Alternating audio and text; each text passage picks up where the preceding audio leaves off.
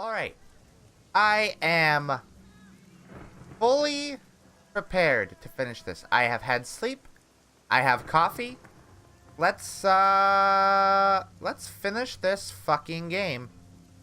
I'm not gonna bring Isabel with me because that would be mean. I don't think Isabel should have to go back into the walled city, especially to deal with the fucked up shit that we are about to deal with. I'm kind of sad that we seem to have completely missed Isabel's personal quest because I think it's really interesting. I don't know how I missed it or why I missed it, but that's a bummer. Hey, go play the game yourself and do it. It's good. The typhoon pours down as the Triad soldiers fan out in front of you, leading the way into Kowloon Walled City. Raymond shuffles along, alert and intent. Although exhausted by all that has gone on, he drives himself forward and will not accept help from anyone. Wu watches the windows and rooftops, his rifle never leaving his shoulder. He occasionally risks a glance at his foster father, concern, frustration, and anger playing over his face like a slideshow. The walled city is worse than in your first visit. Even with the rain, you can feel something in the air. It's thicker now, and it clings to your skin like invisible filth. The miserable noises of slum life are gone, replaced by something worse. The sounds of death. The sounds of fear. As you round a corner, the group stops before heading in deeper. Okay, let's not wear Gobbet. Let's wear our actually good armor. Cause we got some shit in here. This one is rough.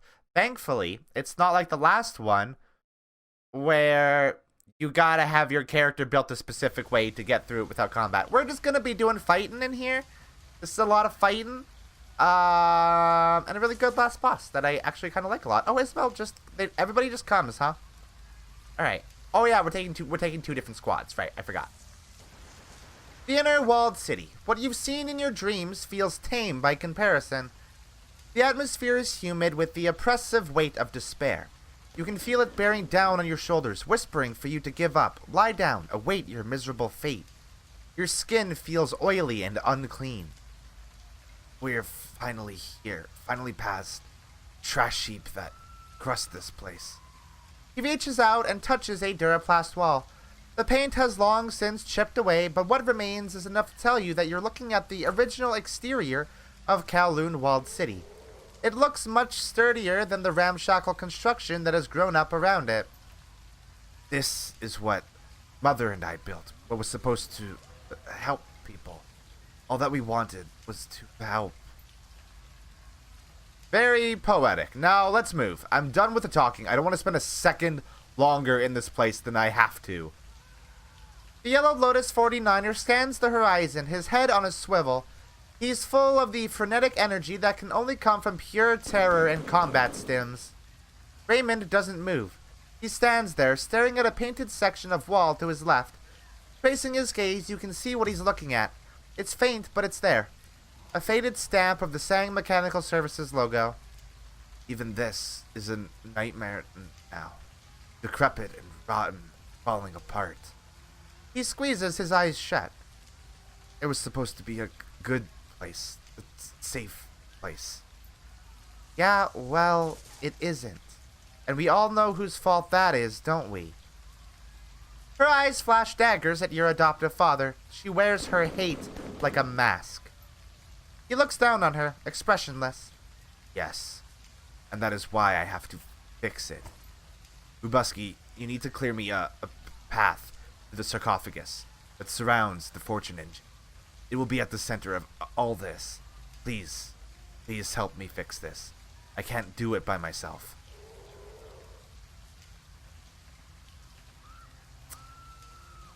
I'm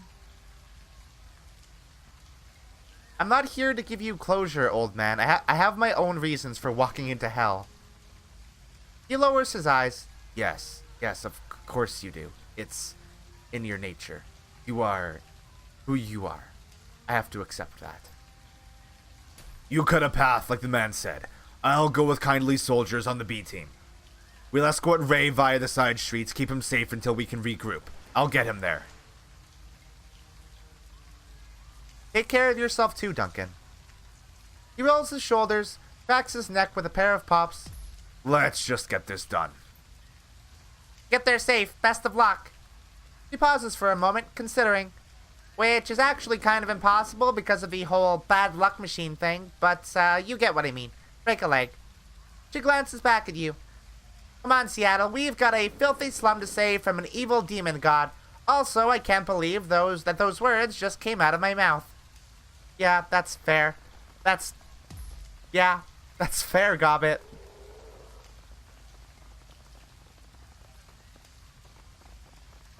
Why are you stopping me? A group of Yellow Lotus 49ers is holding this entrance. Their leader, a dumpy female elf with chipped teeth and a bouffant hairdo, stumbles toward you. You drop your guns and get down on the floor! She shakes her head from side to side as if trying to clear it. A pair of bloodshot eyes roll in their sockets without reason or purpose. Drop everything or we'll gut you like pigs! You're from the Lotus Den, aren't you? Strangler Bow is on my side. Ah, I see. Bow? Bow? She gestures wildly with her rifle. A thin stream of blood traces its way from her left nostril down to her mouth. His time is done. Our new queen has shown us the way. Ah. So they're thralls of the Queen of 1,000 Teeth. Great. Love that for me.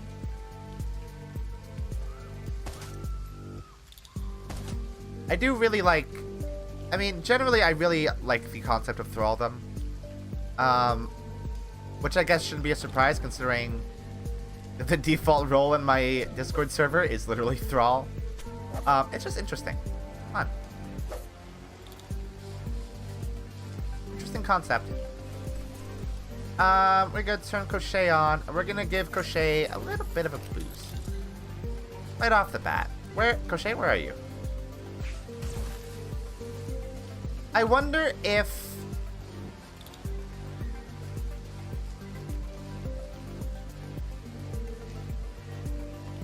Can Raptor shoot that gun at my Crochet? If it's active? Could he have done that with my baby drone?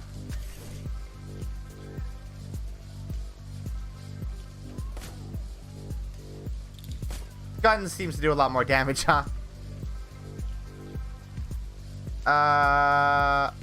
Oh god. Yeah, that's not worth doing.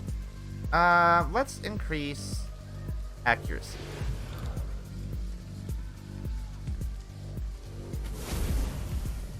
Fuck. Oh! Got it. Need to heal Gaichu real quick. I'll leave you until a little later. How? I swear, like anytime there is like a hit chance of like in the 80s, it's like I'm not gonna hit it no matter what I do. Okay, let's do a test. Raptor, can you... I mean, maybe if you're actually in an area that can... Okay, you literally can't do it to your own right now. Which I guess is because of the visibility issue.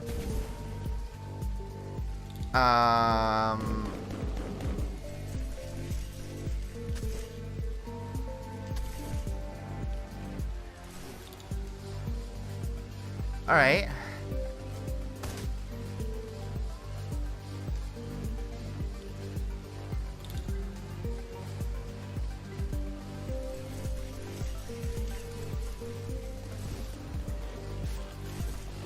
Well, that didn't go well. Let's get Raptor somewhere more actually useful. Which... kind of seeming like he can't. Ugh. Put him here, I guess. But he'll probably get shot, which is frustrating.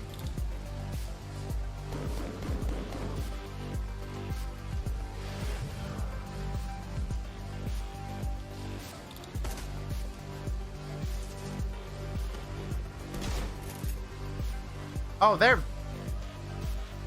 just running, huh? That's annoying. Why can you do that?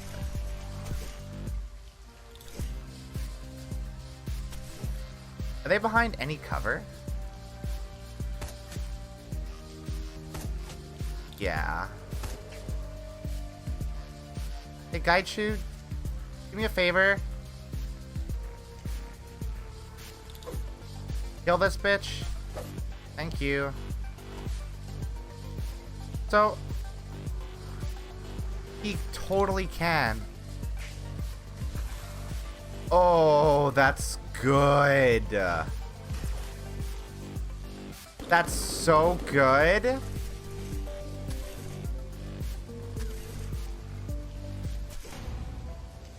Alright. That is a good thing for me to keep in mind going forward. I wonder if he could have done it with just like my other normal drone that wasn't Crochet. I will disable the turrets. The turrets shut down. Neat. You push your way forward through the piles of filth and through the narrow gaps between buildings, ducking under exposed sewage pipes and battered ductwork. Suddenly, you're through it and out the other side. A slender woman stands a few meters in front of you. An extravagant coat hangs over her delicate frame, the hood pulled low over her face. She's facing you, but you can't make out her features. Behind her, another woman approaches at a trot. She's wearing ballistic armor, and she has her weapon drawn. The insignia that's been emblazoned onto her shoulder pad is familiar to you. Bang. Hey, you there! She shouts at the hooded figure, her voice full of self-important pomp. You heard us. Clear the area and do it now. The inner blocks are off limits to non-Sang personnel. The hooded figure turns to face the approaching guard. My apologies, I got a bit lost. I'm not really familiar with this area. Her tone is silky smooth and perfectly even, almost hypnotic. That's okay, but... She blinks, shakes her head to clear it. Her jaw clenches and you watch her eyes refocus. She shoulders her weapon. Don't you try that on me. You make one more sound and I'm gonna... With a flash that's too quick to follow, the hooded figure lashes out, grabbing the Sang guard around the waist. She bats the startled woman's weapon away with her other hand, lunges forward and sinks her teeth into her neck. A spray of arterial blood fills the air, and the guard's body goes limp.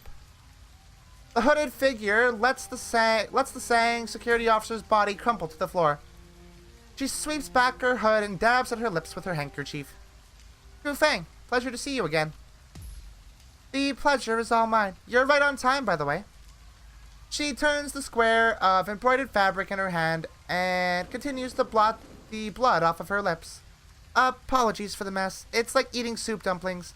The liquid winds up getting everywhere no matter how careful you try to be. I did not expect to hear your voice again, Queen of Repulse Bay. Not since we concluded our lessons. What are you doing here? Wait, what? Wait, what? Why, I'm here to help you, of course, and to bask in the misery of the walled city. She shrugs, half smiling. It's quite intoxicating, you know, the poisonous energy of this place and of the being at the center of it all. I'm surprised you can't feel it yourself. Good to see you as well, Gu Feng. You seem to be doing well. She glances down at the body, gives it a nudge with the toe of her boot. I get by. In any event, let's get down to business. I have a question for you. The thing that has arrived here, this Yama King, to use the local parlance. What are your intentions for it? That depends on it. I'm willing to talk to the thing if that's what you're asking. It wasn't. I was wondering whether you plan to kill the thing. If it's possible to kill Kyon-Ya, I'm going to do it. Very good. In that case, I will help you.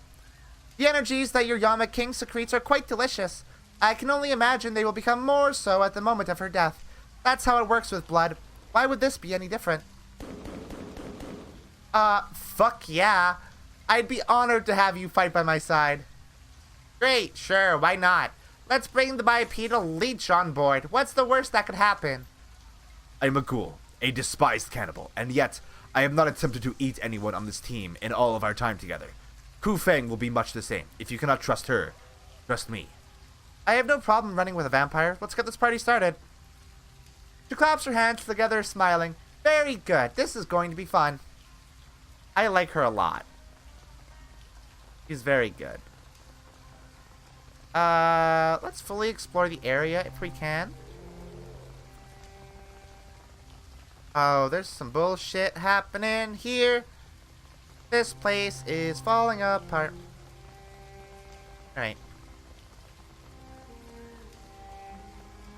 I wonder if I get to control her in combat or if she's a neutral party, so to speak.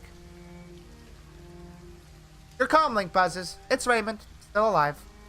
Bubusky, what is your status? Your mother set up a cordon around the inner walled city. We just got through. Cordon? Oh my. How did you get through? You don't want to know. He lets out a sigh. Too much. Too much loss of life because of me. They had it coming. No, Bubusky. Sang security are little more than wage slaves with guns. Unlikely they understand what is really going on. Same with the locals. Some have been crazed from the Yama King's visions. You need to be careful. The nearer you draw to the fortune engine, the worse the astral disruptions will become. And make sure that when you reach... The call cuts out. A most inopportune moment to disconnect. Let's hope what Raymond tried to share isn't vital to our plans going forward. You can't do anything about losing touch. Kaichu shifts his weight. At this point, the only thing we can do is move forward. Lead the way, Alley Cat. The walled city's mid-ring stands tall before you. It looks even worse than what you just trekked through. A jumbled nightmare of crawling buildings and exposed wires. A terrible sense of deja vu washes over you. You put one foot in front of the other and press further inside. This is going fairly smoothly so far, I have to say. Okay. Was that somebody being murdered that I just heard? Oh! I have stepped into something, have I not? The crowd is in a frenzy. They're shouting, screaming at the Sang security officers who block their progress. A dead body lies in a rapidly expanding pool of blood at their feet. They've already shot one of these poor bastards. Any second now, they're gonna open up on the rest. I've seen enough riots to know they always end the same way. Ku Feng shoots you a backward glance. Sang security arrived here in force about an hour ago. They've been cordoning off streets and pushing people out ever since.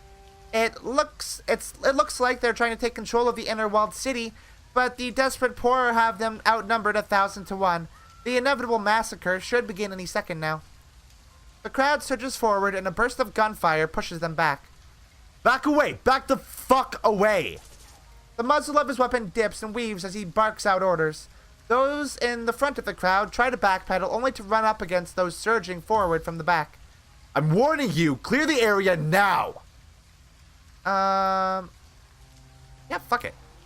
Fuck them. Fuck them! Fuck the man! Fuck Corp. Fuck this Corpo scum. I vehemently disagree with Raymond. What's that Barrett line? A man who works for great evil is not free of sin.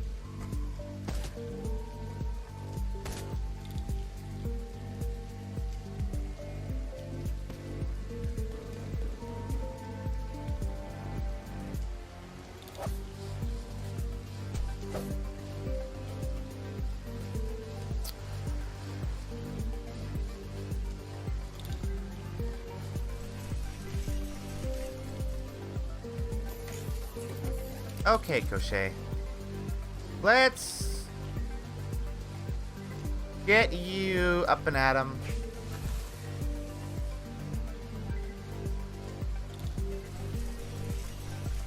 Actually, gun might be a better thing to go for here. Pop. Pop. Pop.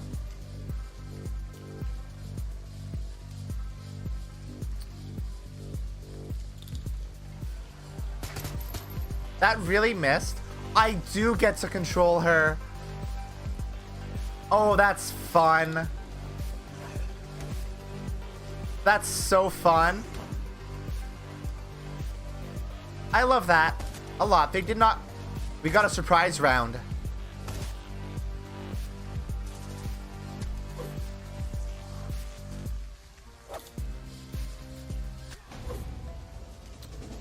Rad.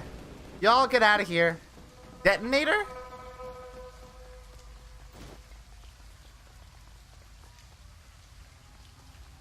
For what?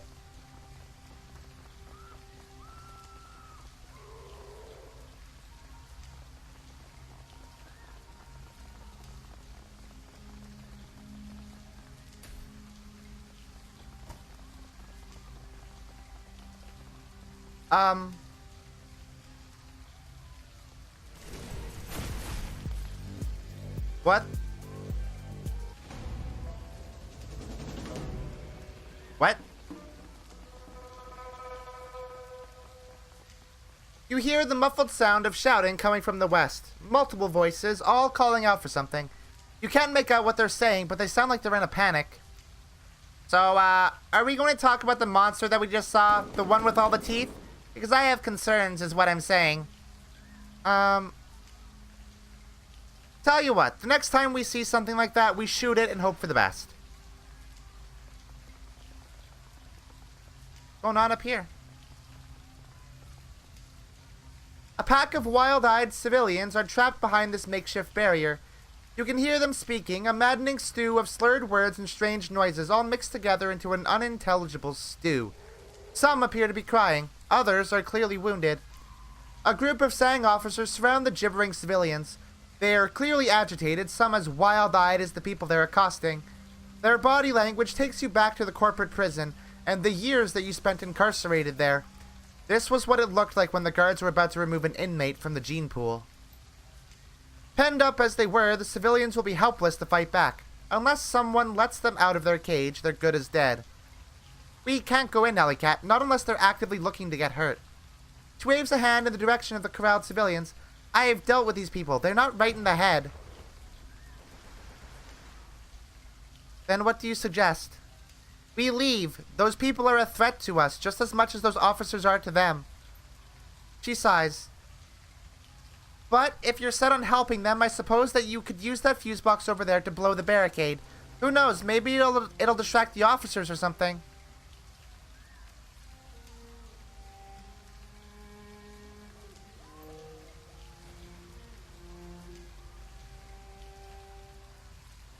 So,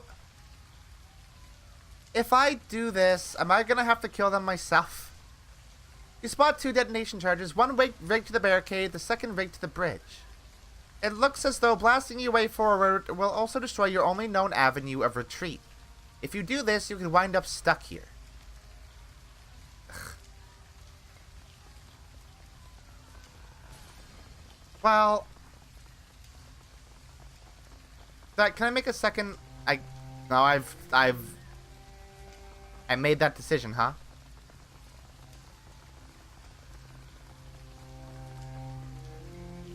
That is a decision that I made.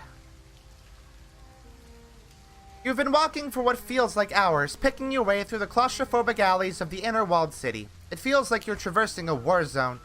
Dead bodies litter the gutters, some have been gutted by gunfire, others have suffered stranger and more terrible wounds.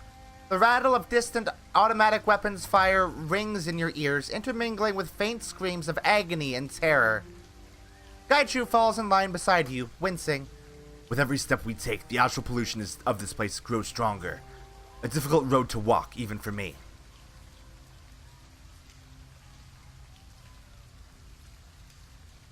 We have a chance to fix this, or at least to keep it from getting worse.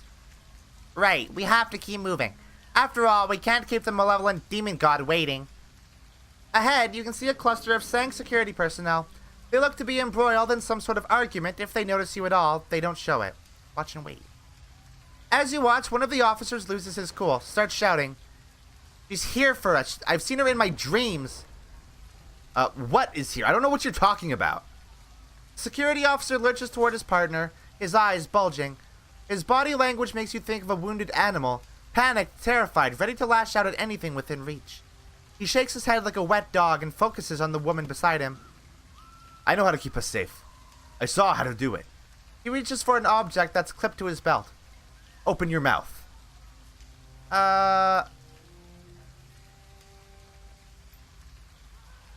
He's gonna like...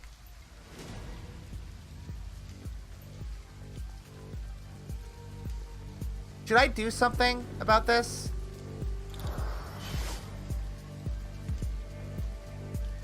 Hi. I'm sorry? For what?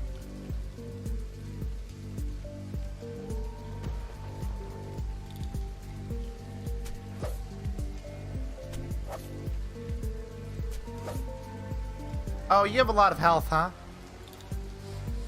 Fuck.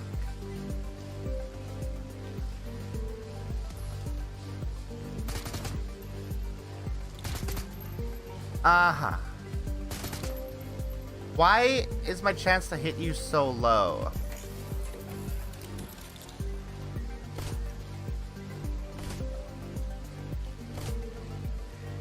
Or rather, why is it so low, and also why do I do so little damage? You have no armor. Oh, you have armor. You have a good amount of armor. Okay, that makes sense then. Never mind. I was getting frustrated baby for no reason.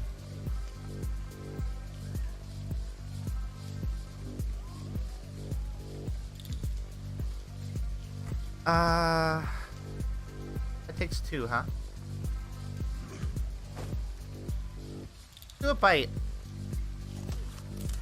Oh, wow, that does a lot of AP damage, huh? Uh-oh.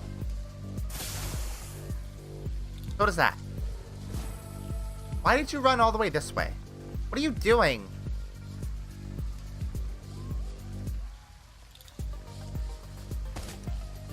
Fuck you.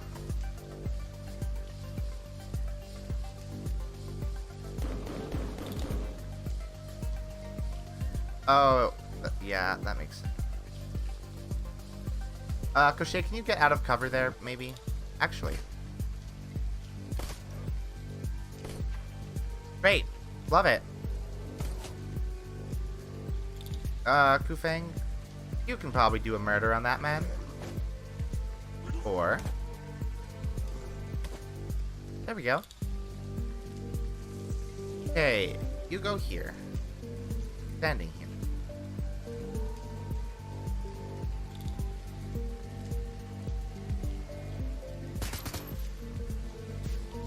Alright, and Raptor... I don't know who's Crochet... Oh, I think this is my... No, this is Raptor's Crochet. Let's move... Crochet up here.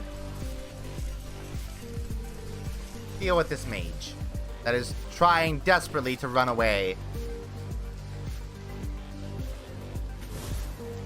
Trying so desperately to run away. They really want to not be here.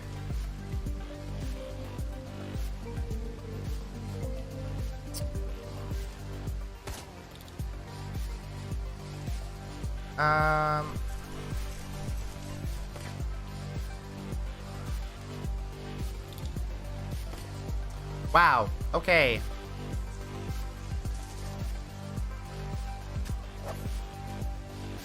Super dead.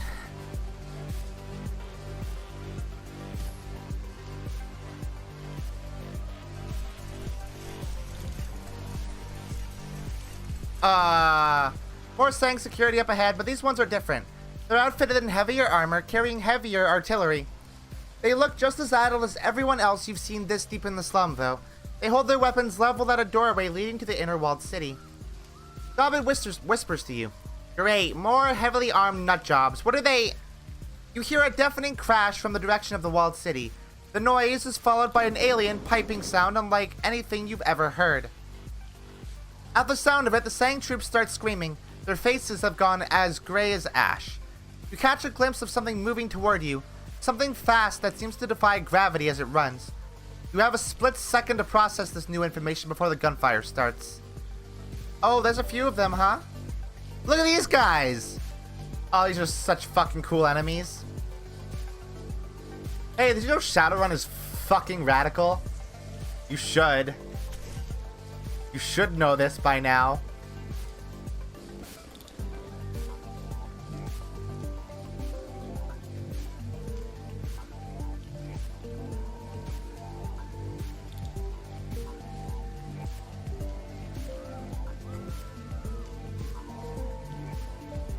Are they just gonna be shooting at me?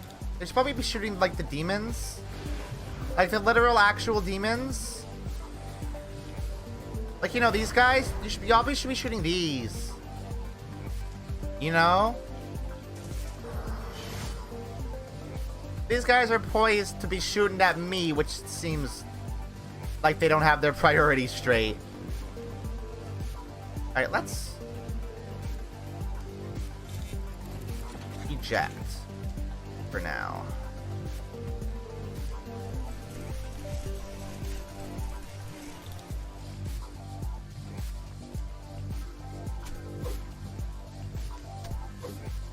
God, Gaichu has fucking unreal movement. It's kinda crazy how far this dude can move. Oh, right, he has more movement after he does a kill. Oh, that's so good.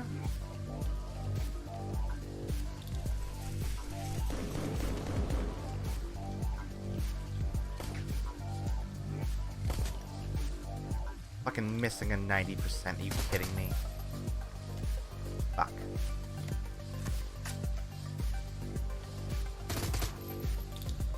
How is that guy not dead?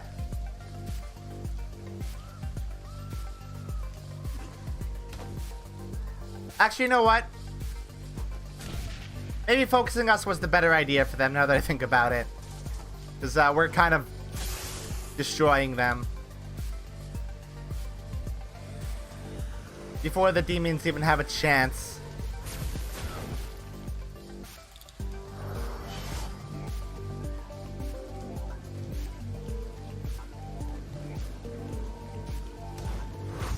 Oof.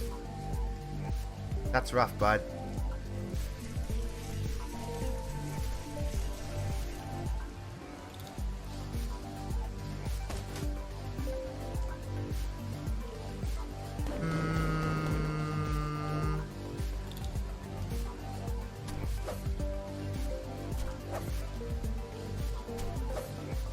Cool.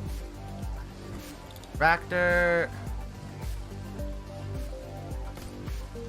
Can you please try super hard to hit one of these guys? Thank you.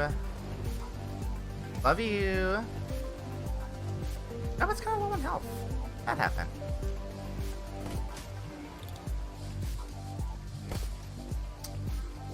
Please. No. Okay.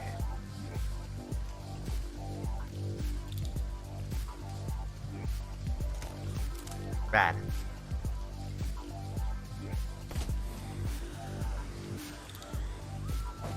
What is this guy doing? That's so stupid for you to be doing. Why did you run into them when you have a drone? My guy. Why are you silly? Oh, those do damage, huh? Oh boy, those do some damage, huh?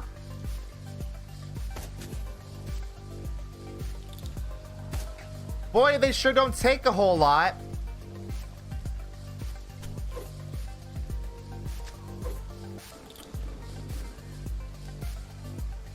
Is this viable?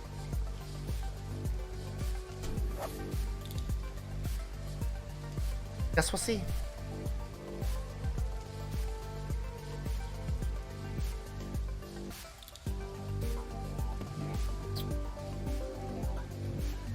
Doctor probably literally can't even see Crochet right now.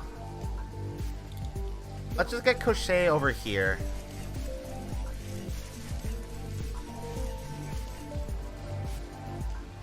And then do that. I don't know what else I should have Raptor do. Accuracy? Yeah. Yeah. Not that it helped at all. I feel like now... No, I should save that. I just realized some of the other stuff we have to deal with, and best to save that, I think.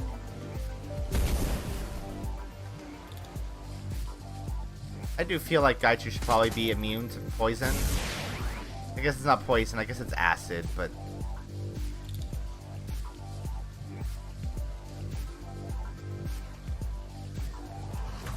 doesn't have a good chance of hitting. Oh, that's an AoE. Right. I don't know what an Overwatch is gonna do. That. Flanked. 4 damage. There we go. There's some real damage. Okay, Gaichu. Time for you to do some real damage. Or... yes. Okay. That went so well.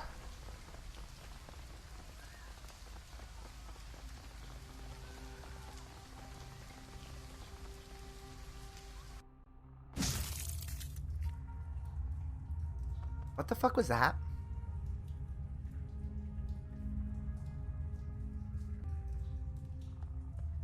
Is that a person there?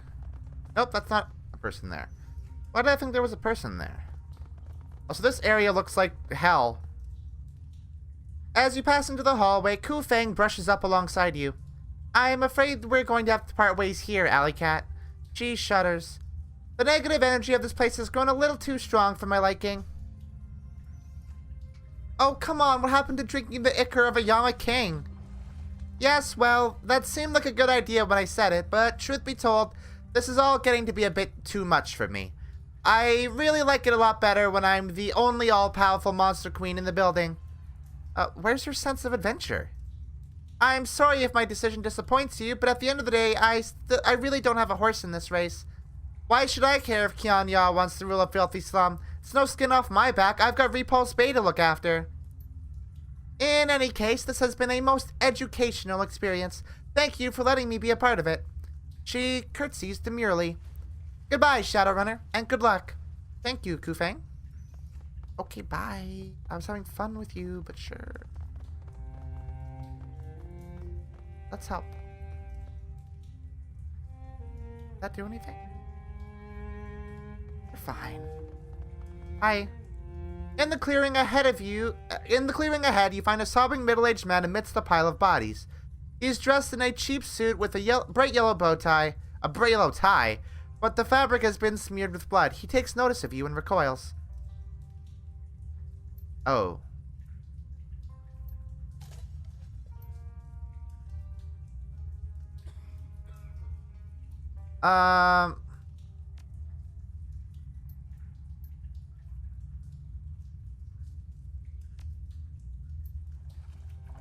Okay. Bummer. Boy, there sure are a lot of dead people in here. Boy, that sucks. Enter. Wait, what am I entering? Hold on. The heart of the walled city. Oh, wait, is this it? The sound of the typhoon hammering down outside is nearly drowned out by the noise of evacuees fleeing their ordeal. The air smells of fear and bodily fluids, thrums with a bass note of expectation and doom.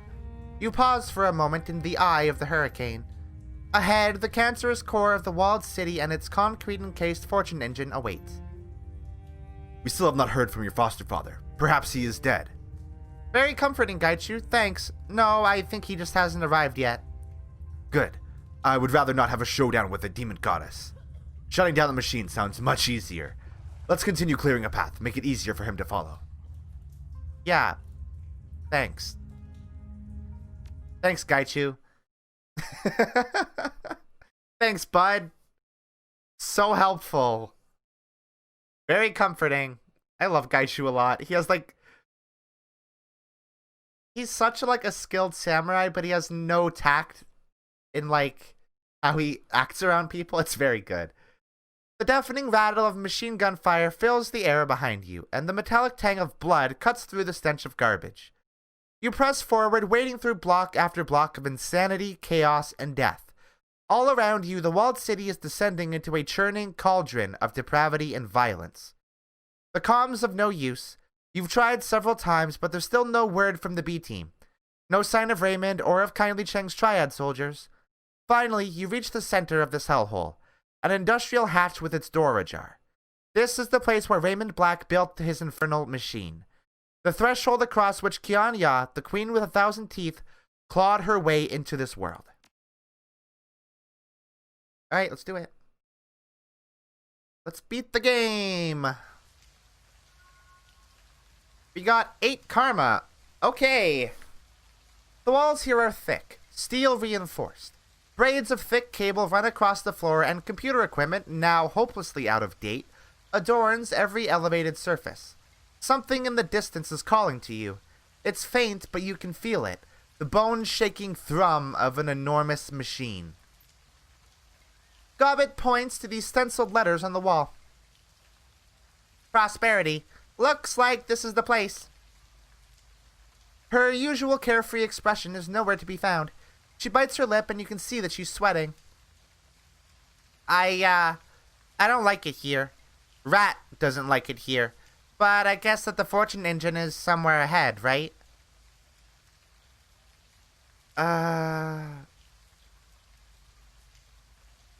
We find the machine and secure it until Raymond arrives. Simple enough. The machine lies ahead, yes, but so does our quarry. I can smell it. The stench of something from another place. He loosens his blade in its saya. The red lacquered scabbard shimmers eerily in the light. Let us advance and meet this Yama King head on. I will paint the walls with her blood.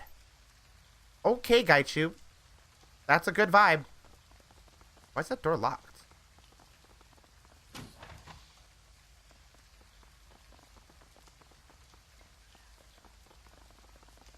Hello?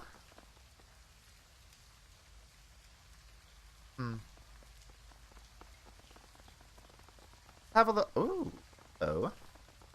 What are this? Raptor, you can have that. Because you don't have one. For some reason, that seems weird, actually. That you don't have one. That one there, too?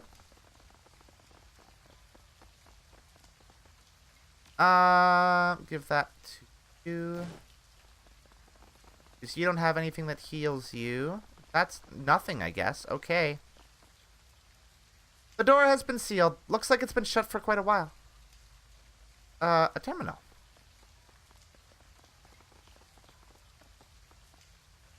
The terminal winks to life at your approach. It's still drawing power. Promising. His gaze traces across the screen. This terminal isn't password protected. The display looks corrupted, but I suppose that it might still be usable. As long as we can open the door with it, we're good. We don't need it for anything else. Let's find out. Oh, right. Open testbed door. Here goes nothing. You select the door controls from the computer's menu and command them to open. The screen flickers, then goes dark. Unfortunate. Perhaps the issue is mechanical. I could take a look. Suddenly, out of nowhere, a wave of nausea grabs you by the guts and twists. It doubles you over, then fades. Raptor turns to face you, wincing. What was... As you straighten, you can feel the hairs on the back of your neck stand up straight. A buzzing sensation washes over you, drowning out your companion's words and filling your head with white, warm static.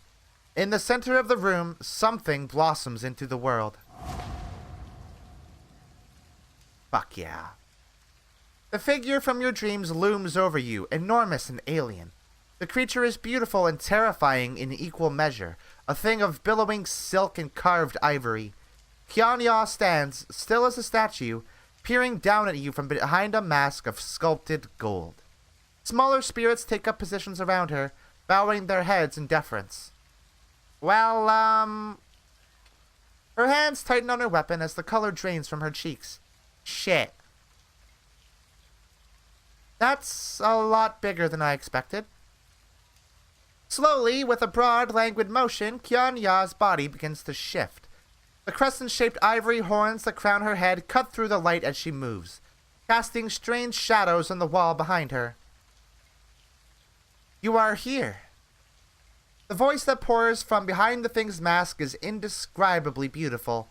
The tones are high and musical and seem to hang in the air long after she finishes speaking. You have come to us. In the corners of the room, servitor creatures echo their queen's words, the garbled sounds piping through gaps in their infernal-lined carapaces. Enamel-lined carapaces. We call to you across the breadth of space and time, and now you are here, standing before us, just as you were meant to be. Why did you call to me? What do you want? We call to all who will listen. Her voice is joyous, triumphant. All are welcome in our court. And all are welcome in our larder. The Yama King spreads its arms, its movements full of malevolent grace. You belong here, slave thing, with us, now and for all time. I'm not your slave. In fact, I'm here to make a deal with you. She blinks. Wait, what? The Queen with 1,000 Teeth lowers her head contemplatively. Her incandescent veil ripples like silk as she moves. Such a thing could be arranged, perhaps, if you are worthy. I am. Yanya's gown parts as she raises a forearm. Your mind rebels against the alien biology that you see underneath. The wet, glistening crenellations of flesh, enamel, and keratin that make up the Yama King's body. We will judge your worth, slave thing. Determine whether you are better suited in our court or in our stomach. We will test you. How do I prove myself worthy? Your part is simple. The musical echoes of the Yama King's voice are high-pitched and giddy. You need only endure. It opens its arms to you, offering a view of the chisel-like teeth that protrude from its flesh. Saliva glints on bone-white enamel. All around you, the gibbering of the Queen's servitors grows to a fever pitch. Ractor stares up at the creature, his jaw hanging open in awe. Magnificent. Absolutely magnificent. The Queen with 1,000 Teeth lowers her head, and the unnaturally thick air turns rank and cold. Waves of nausea rack your stomach as a foul wind slides over you like mud. You will be tested, meat. If you are found wanting, we will rip your nerves out at the root and gorge ourselves on your flesh. Her musical voice builds to a towering crescendo that crashes into you like a sledgehammer. Prove yourself to us, meat! Prove yourself or serve us forever! And now we fight.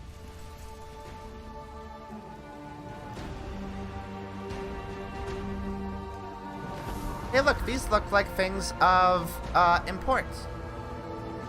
Wow, we need to heal Gaichu. He's not currently healable. Okay, Raptor, are you close to...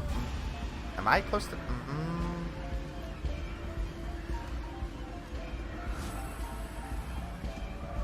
Okay, so let's do this.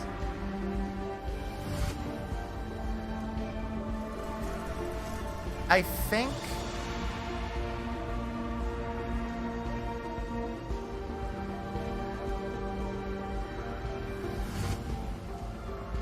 that just seems like the smart thing to do.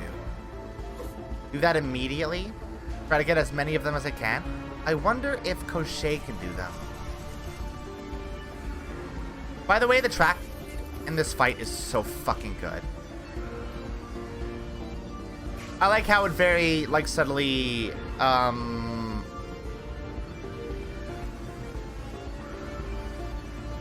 has the, like the theme song of the series in there. It's very good. Koshei can do it. That's fun. Now is when we summon the spirits. We will summon, I think, we cannot summon more than one. Okie doke. What's that?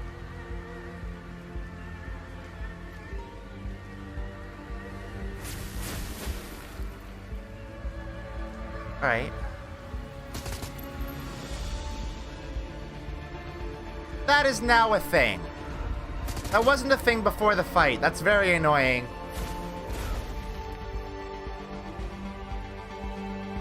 Okay, Gaichu's gonna have to make a run for that last flame, I think.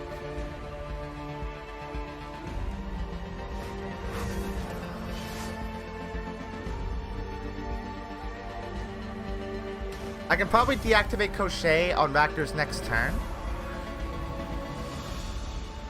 Do that. Then Crochet will come back to us. Like, once Raptor moves. Yeah. But then, we do that. A+ rigging right there.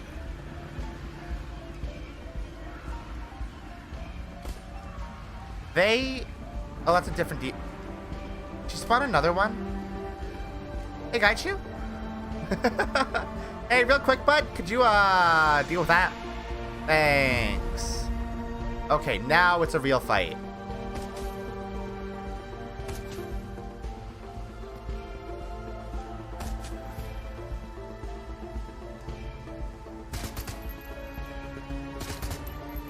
I think we just have to, like, take her out.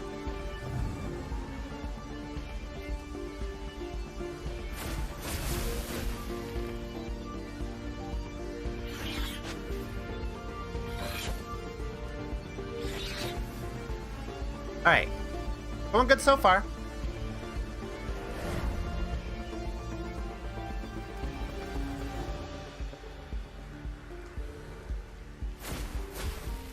Oh, Gaichu, please don't die. Oh, you should have a dock wagon, though. I think I made sure of that. I think I made sure everyone has one.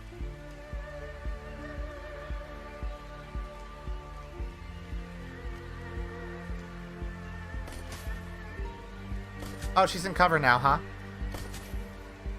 Okay, I believe you.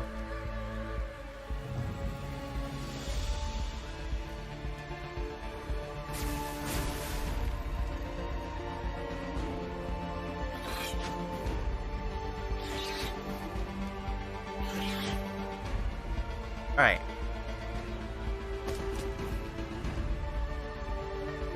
Okay, she's down now.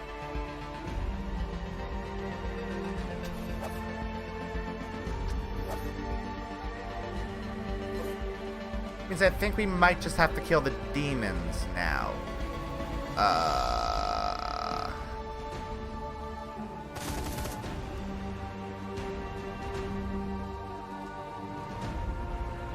Which ultimately is going to be the real challenge here.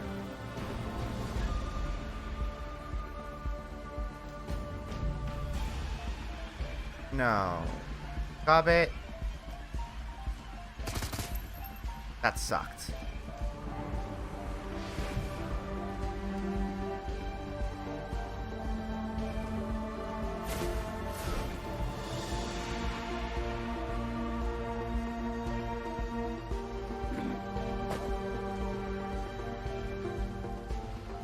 I wonder if she regens health between rounds. No, clearly she doesn't. Okay. That's not what I wanted to do, actually, but sure. Ugh. I'm not doing the right stance right now. There we go. That one's dead. We have one there. Alright, Crochet? Buddy?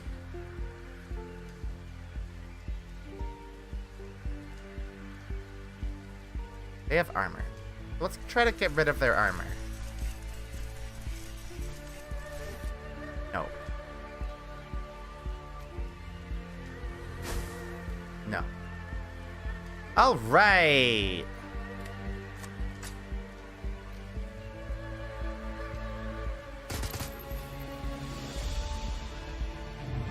Oh.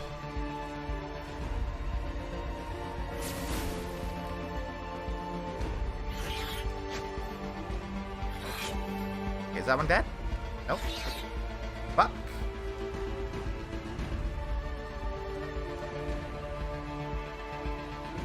It will be. Or not. It will be.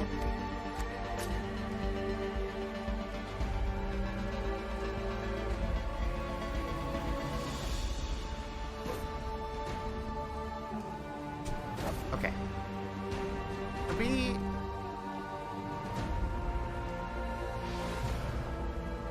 Let's give Gaichu more haste. Give him speed. Crochet. Raptor, can you overclock Crochet right now? Or did we... Oh, we already used it, didn't we? Oh. Never mind.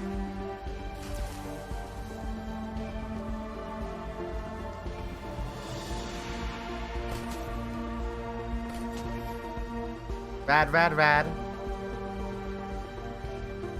I don't know what else Raptor can really do right now. Aside from heal himself, I guess.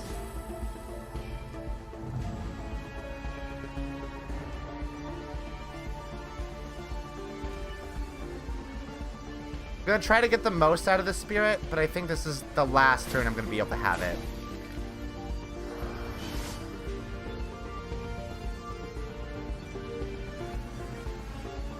If that. I think it's done. I think even doing that was a risk that I didn't need to take. But oh well. Actually, we might... Like, it'd be ideal if we could finish the combat! Yes! As you watch, Kianya's blast-marked and broken body begins to reform. Her gown knits itself back together, black blood wicking onto the floor. Slowly, terribly, she begins to laugh. You cannot kill us, meat. You have not even seen us. Her voice fills with mockery. This form is but a shadow, a droplet of divine essence filtered through a keyhole. Gaichu's milky eyes sweep across the room. His lip curls into a frown. She speaks the truth after a fashion. That crumpled thing is not Kianya any more than those servitor spirits are. They are all small fragments of a single whole. The Corpse Eater agrees. The Corpse Eater sees. He glimpses us as we really are.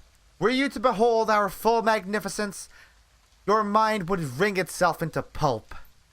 The crumpled form of Kianya rights itself, begins to rise. You will see, slave thing. We will show you a world not meant for human eyes. You will see.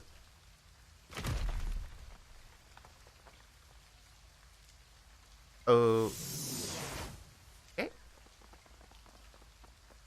Let us go.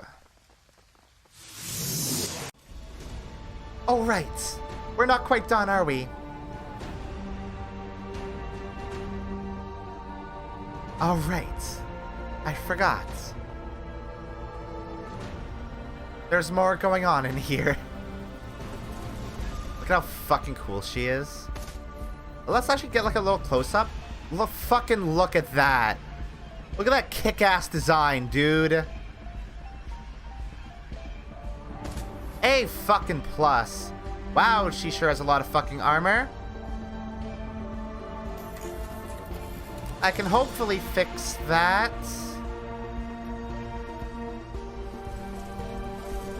Nope. Nope. No. Does Gaichu have a stance that strips armor?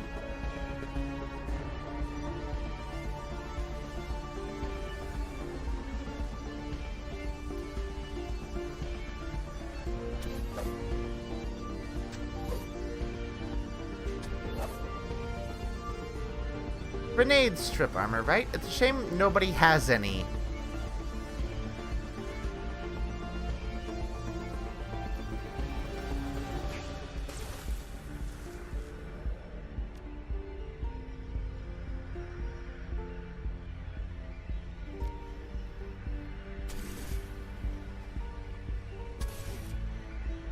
How much health does she have? Doesn't say, huh? Alright. That's cool. That's fine. Ah, but you get behind something. Hey, we have,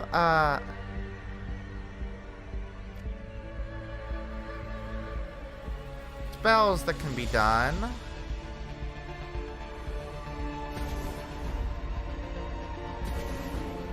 Oh, right. We need to kill the servitors. I forgot about that. I totally forgot about that.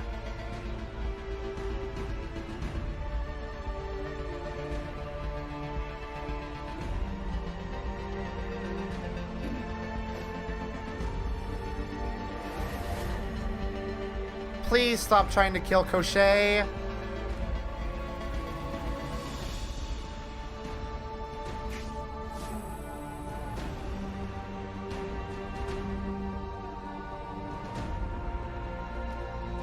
Okay, I need to kill...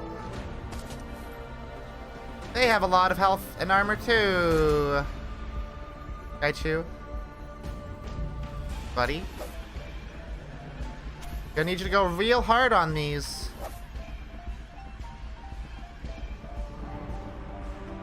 That's not gonna do much, is it?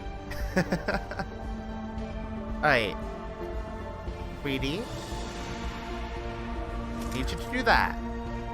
We need to use rat.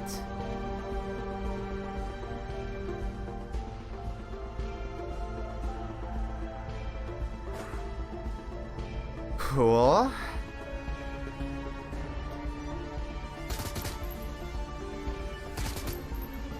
Great.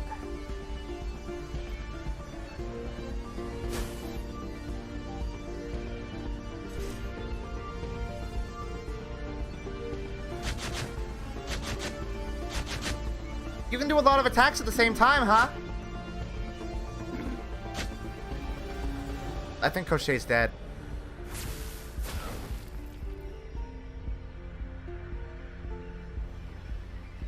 Oh, right. Crochet can do auto repair. Just have to wait a little bit. Fuck. Why have I never used this? Like the most useful thing a decker can do, really. Okay.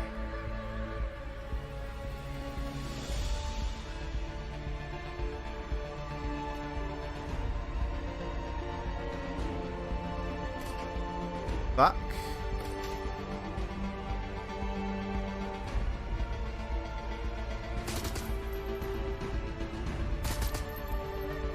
Hey, rat. Ratty, ratty, ratty. You gotta do some shit.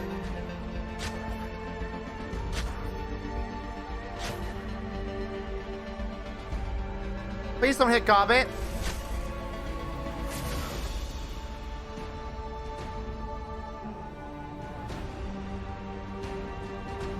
Alright.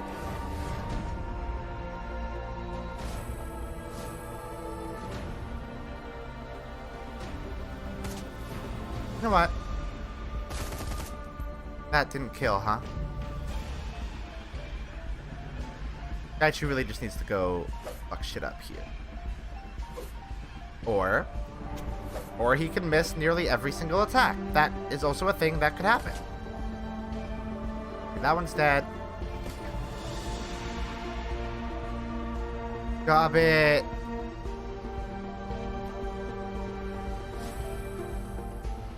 Do a big heal. Increase Alley Cat's accuracy. And by shooting that. Okay. Great.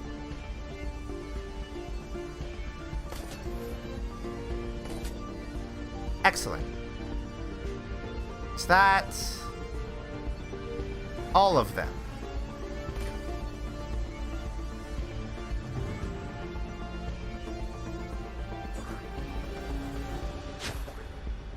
One damage. Fuck. Just fight the rat, please.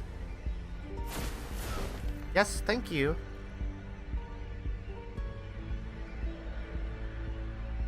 Kinda fucked when she's totally alone, huh?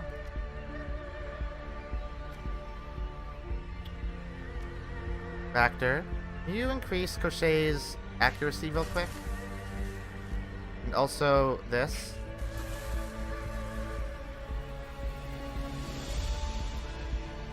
Still not great. Fuck. Fuck. Jesus.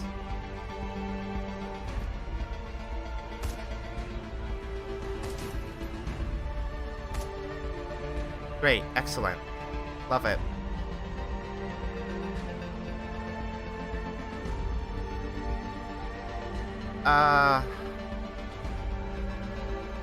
Maybe bringing Duncan in would have been a good idea. I didn't consider how much armor she would have. And I brought in nobody that can really do armor damage. Which I will admit was probably a mistake.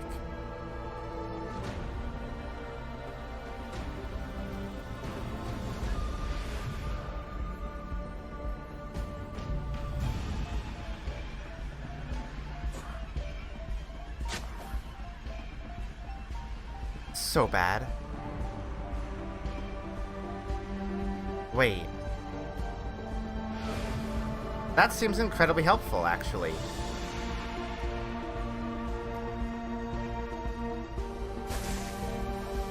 Oh, hell yeah. Oh.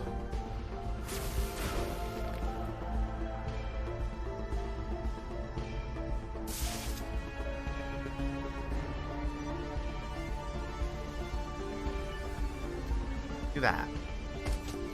Oh, we can also do this. How does that miss? That's so annoying. Yes. Yes. Oh, Gaichu getting the big hits, though.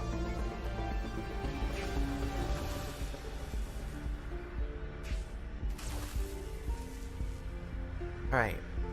Alright. Alright. That seems good. Gaichu's doing all the big damage, so Gaichu should probably get the most opportunity to attack. Oh, I just realized.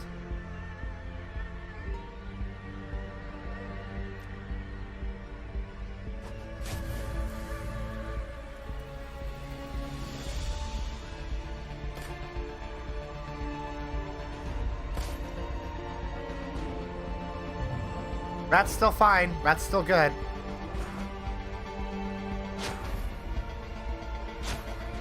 Now let's get rid of Rat. This Rat will start being a nuisance.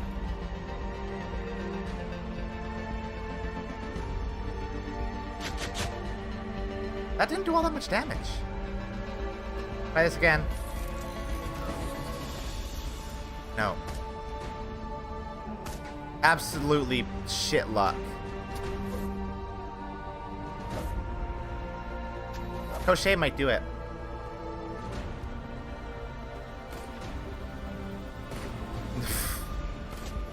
Or not.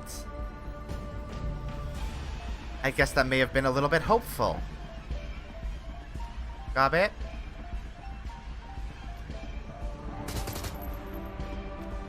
Definitely not got it. Let's do... Hey.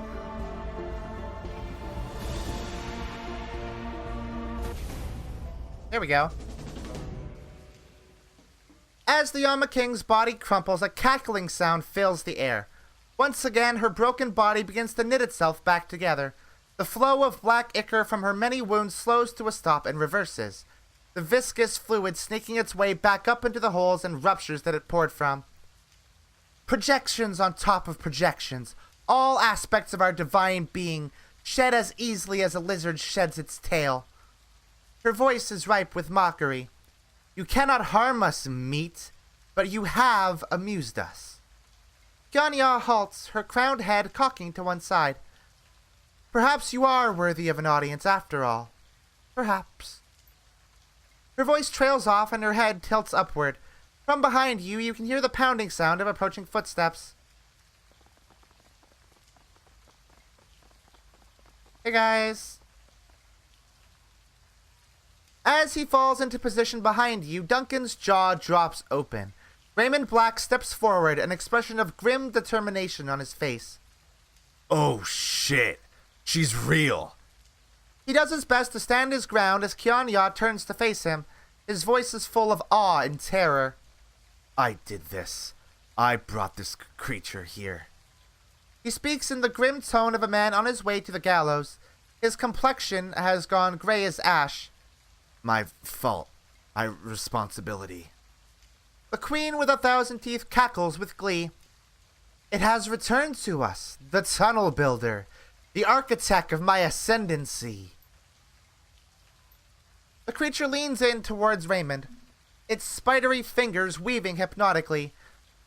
The thing's robes billow like the bell of a jellyfish, pulsing organically with the rhythm of a heartbeat. You will have a special place in our court, builder. You will stand by our side, exalted for all time, a living token of our unending rule, and an undying symbol of the folly of man. I have been a fool, yes. His hands clench into fists so tight that his knuckles go white. The skin on his face is flushed with the effort of fighting through the stammer, jumbling his words. A great fool. But I will not be your slave. I will stop you. The Queen with 1,000 Teeth leans forward, her movements full of alien grace. The gaping crescent of her mouth parts into a ghastly smile, and you can see row upon row of fangs. They run down her throat in overlapping layers, a bristling forest of glistening, sharpened enamel. I earned an audience with you, Queen. This man did not. She steeples her fingers. Their hardened tips click against one another with a sound like grinding teeth. You are bold, Meat, but you are also correct. We do not break our promises, and you have earned some modicum of respect. Kianya turns her full attention back to you, and the smile widens. You can feel it deep in your gut. It tunnels into you like a lamprey, leaving you feeling empty and cold. In truth, you amuse us. Your persistence in the face of the inevitable is a pleasure to behold. And so, we have decided to grant you a rare honor. We offer you a deal. I should probably not deal with this thing, right? You're just trying to buy yourself time, aren't you? Keeping me talking so that I won't hurt you anymore. The cackling laugh returns, raising the hair on the back of your neck and sending a shiver down your spine. Oh, the noise it makes. You are impotent to harm us, Meat. Surely that is clear by now. We offer you a choice. Hear out our deal or be destroyed. Make your decision and do it quickly. Our patience runs thin.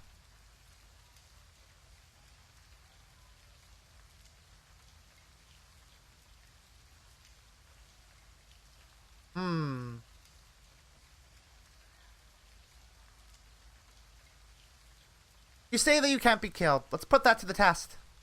A pity, a shame. You could have had everything that your heart had ever desired. She clucks her tongue at you. A hollow, resonant sound. Instead, you will suffer as no living being has ever suffered before. Her robes shimmer again and the claws come out. Once again, her voice grows to a deafening roar.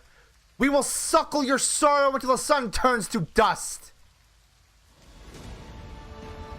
We have all the warriors.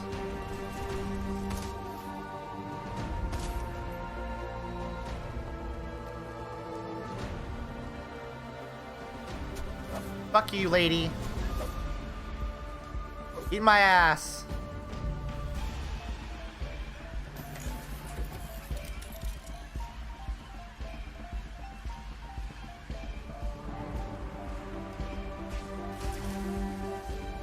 Alright, Crochet, do some shooting. Crochet have grenades back? Makes its targets easier to hit.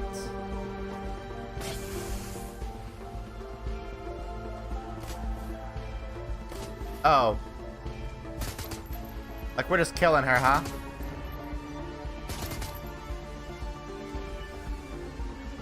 Hey Isabel, we haven't used you like all game. Go do the last shot. I think that'd be good for you. There we go.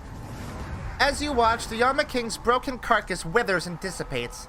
Seconds later, all that's left of her is a cloud of rancid mist. Huh. That was easier than I thought it'd be. I guess that she was hurt worse than she let on. Trying to trick us into taking a bad deal. That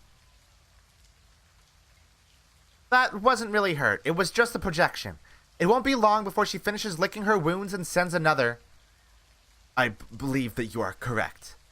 He points at a dingy terminal just in front of the towering machine. The control console is just over there. We must move quickly.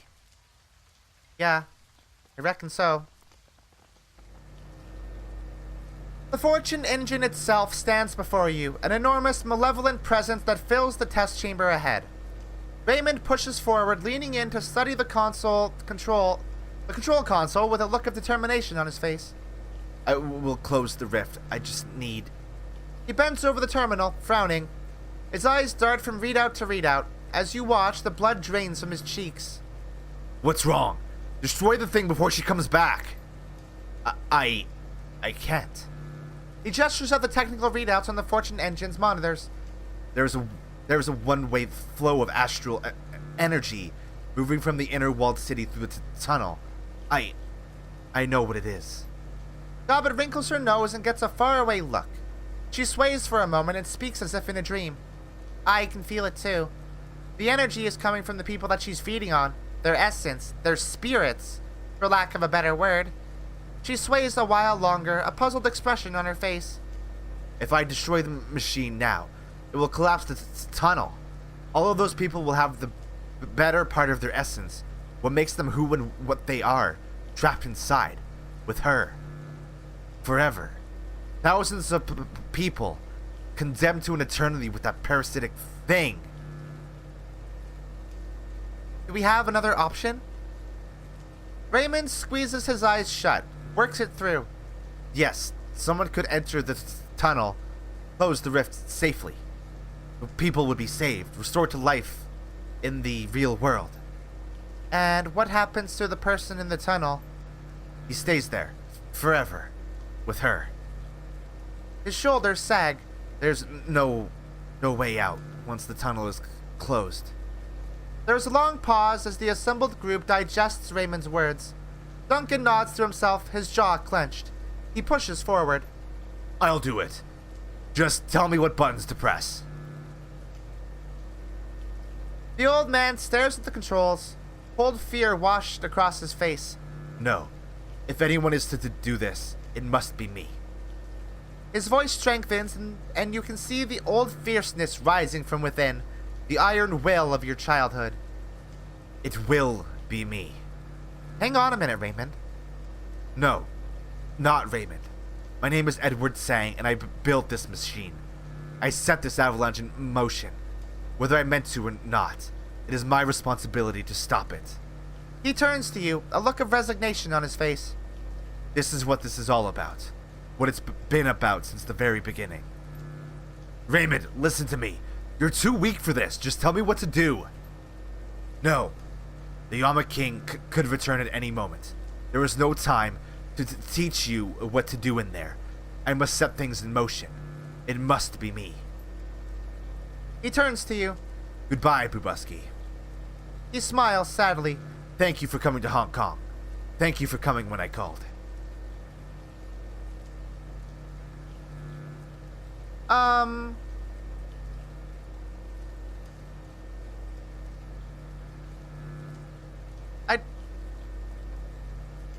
So I think with how... Okay, so I feel like that... This is a dialogue that I want to pause on for a moment, because I feel like our choice here is like kind of like a defining moment for who our character is and what she values and how she truly feels about the past and like her life with Raymond and stuff. And I feel like I think Goodbye Dad is out of the question because we have abjectly refused to call him Dad for the entire game or regard him as one at all. So saying that would be slightly disingenuous. I think this one is probably the most close to how we've been playing the characters so far. So I think we'll go with that. I owed you one for pulling me off the streets. We're even now. The old man flips a lever and steps into the machine. There is a flash of light, and Raymond Black is gone. remember the day I took you and Duncan off the streets. I told you that the past is just a story. That if you can just accept that, your past loses all power over you. My past is a terrible story. I didn't expect it to end with redemption.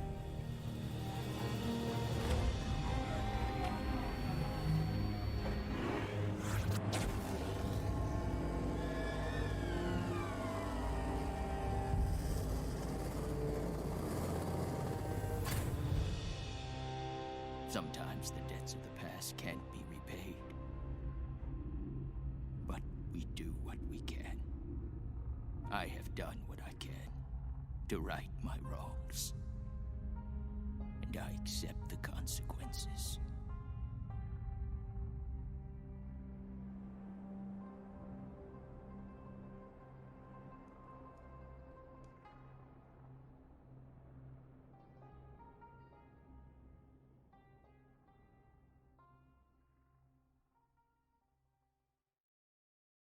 That's a really good cutscene.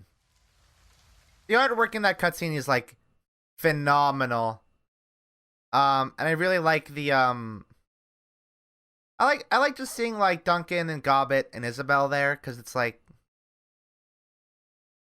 it feels like, or like, I don't know, it feels like the game sort of kind of like frames them as supplementary to the protagonist. And obviously they couldn't literally put like the protagonist in that cutscene, but it also feels like giving them their due, because they've gone through this with us too. They did a lot of work. They fought for this. They deserve to be in that final cutscene. You depart from the Prosperity Chamber and are instantly caught up in a wave of refugees fleeing for their lives. Struggling through the panicked wave of humanity, you are able to retrace your steps and eventually reach Hioi.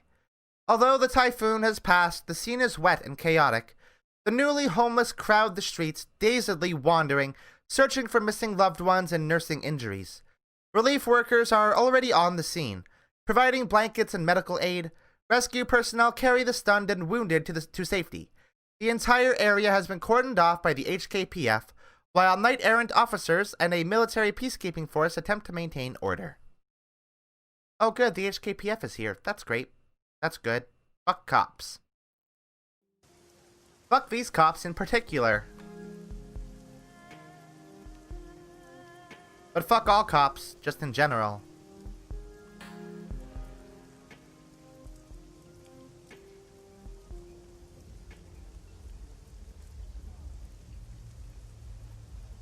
You emerge from Kowloon walled city to bustling clusters of activity. Refugees huddling together, staring back at their lost homes.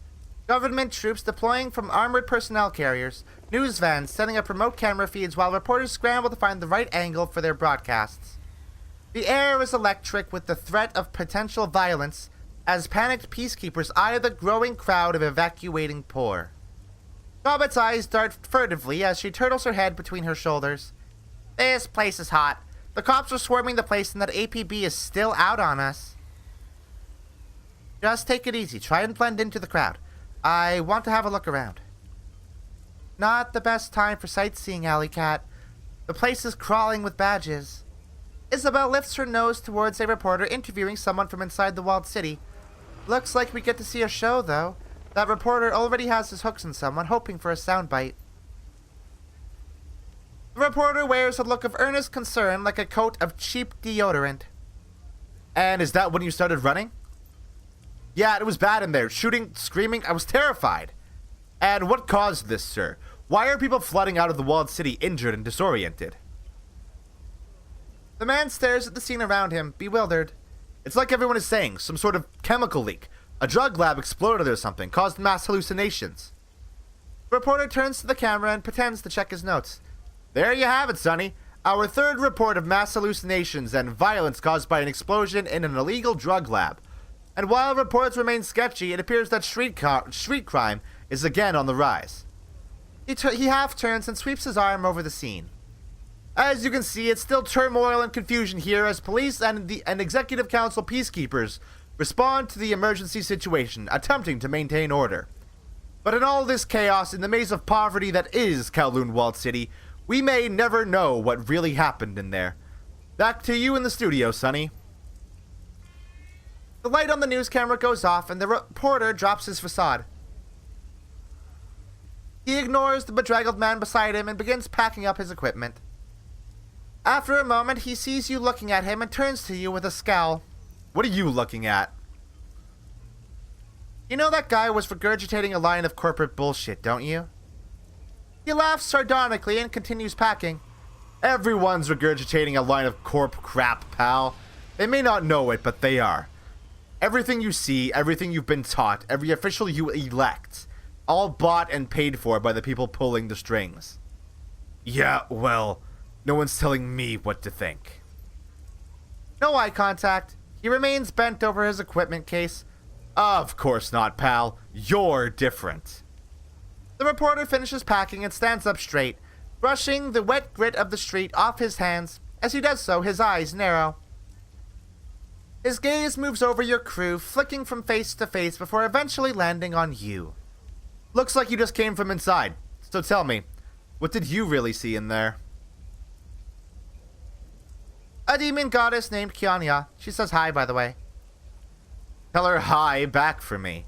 He smirks. What, are you surprised I believe you? We live in the future. Flying cars, dragons, why not a demon goddess? Hell, a corp probably summoned her for some kind of fear experiment or something. That kind of shit happens all the time. The walled city's like their little petri dish. They love using them like lab rats. They test food additives, body modifications, pharmaceuticals, whatever some junior executive can dream up. Nothing surprises me anymore. Doesn't it bother you? He blinks at you. Why would it? That's just the way it works. You think I give a shit about journalism? Do you think anyone does anymore? Everyone on this island knows that my news service is just a mouthpiece for the executive council. Hell, if you look close enough, you'll probably find that it's owned by a member of the executive council. People buy what we feed them because the world is changing, and it's scary. They feel small. They need scapegoats to blame and authority figures to tell them what to think. My news network gives them that. He points at the trid screen mounted on the side of his news van. And there's a prime example of an authority figure. Joe Sang, rising star on the executive council. Just look at her spinning this to her own ends, talking about the humanitarian relief effort she's mounting. You know, the comm chirps. It's kindly Chang. Go ahead and take your comm. I'm gonna go before this scene turns into some kind of riot. It usually does. Hey, there's some politics in the video game. Hey, there's some fucking politics. Hey, that's not totally relevant at all to certain news networks that really exist in the United States and in the UK and in Australia and just in the world in general. That's, good social commentary. Hello, Auntie. Don't hello, Auntie me. I lost contact with the soldiers I sent into the walled city with you, and now these Sang assholes and government troops are all over the place. Get over here and tell me what the hell happened. Right away, Auntie. No response. The line is already dead. Isabel tugs at your arm, her eyelids at half-mast. I want to sleep. For about a year. I'm heading to the bolt hole, Bubuski. I could use some sack time, too. I'll see you there. You better go talk to Auntie Seattle. Oh, I'm just like the person now, huh? Oh, wait, let's watch this. A Tridio monitor displays a live feed from the network's newsroom. It's a standard split-screen talking heads back and forth between a perky newscaster and a stately woman of indeterminate old age. The animated label under the older woman reads, Executive Council Member Josephine Sang.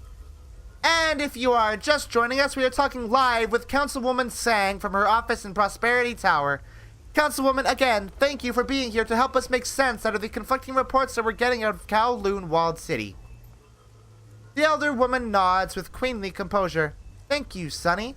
I only wish that we were speaking in happier times. Of course, madam. This is indeed a stressful day for the citizens of the Walled City, but who knows? The newscaster brightens, flashing the best smile money can buy. For one of them, it might be their lucky day. Stay tuned because we're going to cut away shortly to this week's Gigaball drawing, where some lucky winner could walk away with almost 1 trillion new yen. Oh, that's so real, though. Fuck. The newscaster returns her focus to her guest, a look of practiced concern back on her face. Now, madam, you were saying that this sort of situation is inevitable when masses of underprivileged children are raised in a world without hope. Exactly, Sonny. Josephine Sang leans forward towards the camera. Without hope, these children are left to create their own opportunities the only way that they know how, by turning to crime. They're often brought up in single-parent households without strong guidance to put them on the right path. They are surrounded by thugs and criminals, eager to put them to work in all manner of unsavory activities. And it's activities such as this one that call our attention to the plight of these poor children. That is why, today, I call on my executive council colleagues to join me in supporting a new project, Operation Hope. Under the auspices of this program, we will pull these children out of poverty and place them in loving, stable homes while their parents are rehabilitated, re-educated, and reinvigorated with a new sense of purpose. That sounds like a tremendous... It is, Sonny. It will cost billions of new yen to support such a mammoth effort, but Sang Mechanical Services is ready to lead the way through our new charitable foundation, Sang for Hope. It's time for us to give back to the community, and... The newscaster puts her finger to her ear. Madame Councilwoman, I'm afraid I need to cut you off there. As always, you are doing amazing work for the people of Hong Kong, but... Her dazzling smile returns. It's time for Gigaball! Fuck, dude. Fuck, dude. God. Like, oh yeah, no, let's not worry about, like, the whole thing that's going on. Let's cut to a distraction so nobody has to actually think about anything and nobody has to actually be held accountable for anything, and it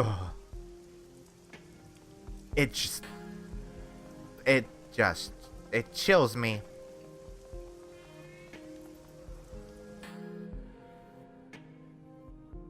The commotion from the streets of Hioi bleeds into kindly Chang's mahjong parlor. Quiet soldiers bustle to keep up with their boss's orders. Couriers come in regularly, whispering to her lieutenant, before listening intently and running off again. Hello, Auntie Chang. As you enter, kindly Chang is giving instructions to Strangler Bao, who nods enthusiastically. She looks over at you and holds up a hand. Wait. And send Wong and Ho to snatch some of those medical supplies off the relief trucks. With all the excitement, nobody's watching them at all. She nods to herself, grimacing in satisfaction. There'll be a big black market for them over the next few weeks. Good thinking, Mrs. Chang. Bao lifts a finger to his ear to transmit the orders. When he sees you waiting, he inclines his head a quarter of an inch. Alley Cat, I figured you were dead.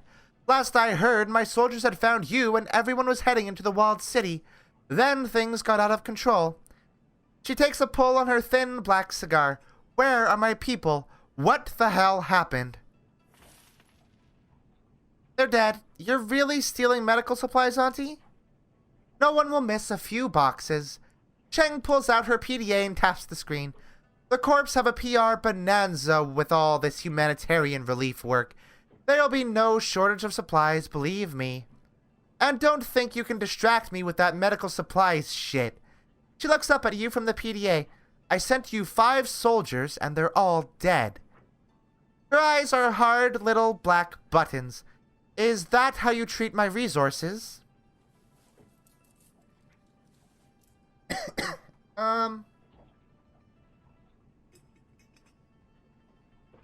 Ooh, okay.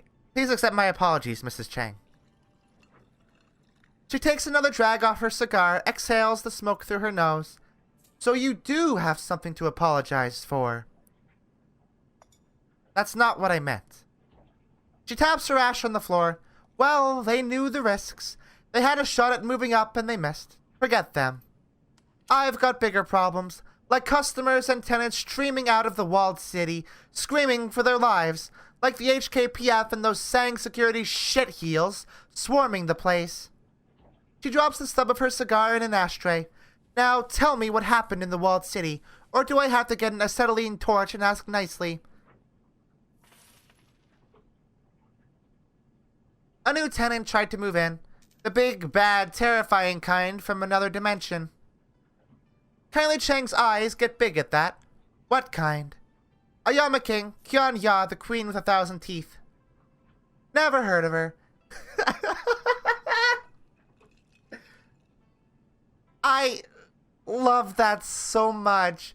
I love her just being like, oh, a demon goddess. Who? Sorry? Fuck, I don't know her. She picks up her bottle of foul spirits and studies the label. Her rusty mean voice drops low. But I know the Yama Kings. My grandmother used to try to scare me with stories about them. I guess that she thought she was teaching me something by scaring the shit out of me. She chuckles softly. I remember one Yama specifically, Fu Mang, the serpent of the setting sun. Oh yes. Fu Mang promised wealth and influence for those willing to do what was necessary to take it. Her voice turns wistful. The story of Fu Mang spoke to me. All he asked for in return were 44 hearts pulled from the chest of those closest to you, while they were still alive. Hearts from random victims wouldn't do, so those who took Fu Mang's bargain would befriend others before taking their hearts, turning their entire network into a list of victims. Yes, Fu Mang spoke to me, but I didn't listen. Strangler Bao leans in, his finger in his ear. My apologies, Mrs. Cheng, but one of the men you sent with the runners into the walled city is still alive. He stumbled into Wang and Ho as they were pulling medical supplies off a lorry. Cheng turns to you with an edge in her voice. At least one came back alive. Strangler Bao lowers his head, listens to his earpiece again. Our man says that Wang Lun Fat is dead. He got shot up by the HKPF inside the walled city. Bao lifts his head and makes eye contact with the Triad boss. He's almost salivating with avarice. Our man saw it with his own eyes, Mrs. Shang.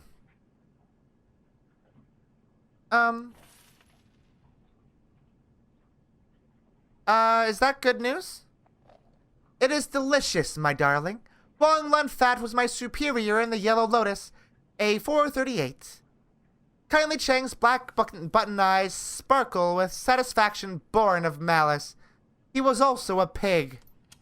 Tell our friend Alley Cat what that means, Mr. Bao. A wolfish smile spreads across her face, and her eyes squeeze into crescent moons of pleasure.